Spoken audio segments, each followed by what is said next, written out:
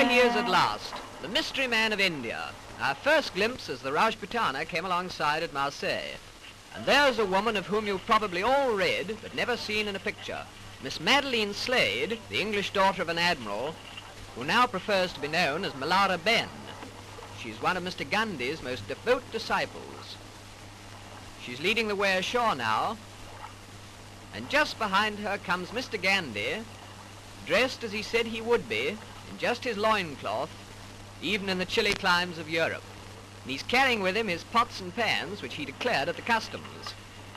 He was trotted around Marseille to several receptions and made one or two speeches which rather frightened the French authorities. But when asked to speak into the sound film microphone, he said, "I think not." And so we go on our way to England. Well, here we are at Folkestone, with the Biarritz coming alongside, and as Gandhi said, in proper English weather, pouring rain and bitterly cold.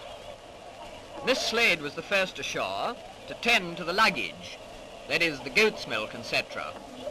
She was followed by Gandhi's son, and then came the little man, still scantily clad, but with an extremely wet blanket around his tiny frame.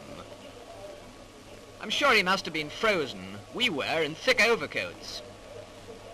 He picked his way through the puddles along the quay side, and he was wearing sandals, by the way, to the waiting motor car, for he decided that he'd rather go up to London by road.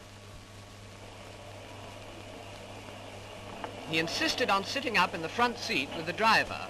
He said that he could see better that way.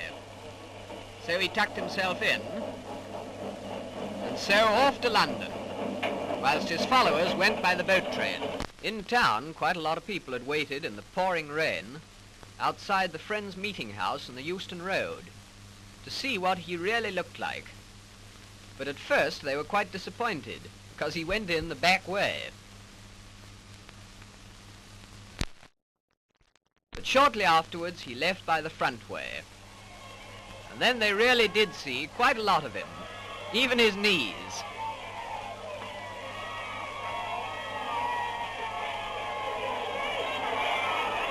No, he won't speak into the microphone.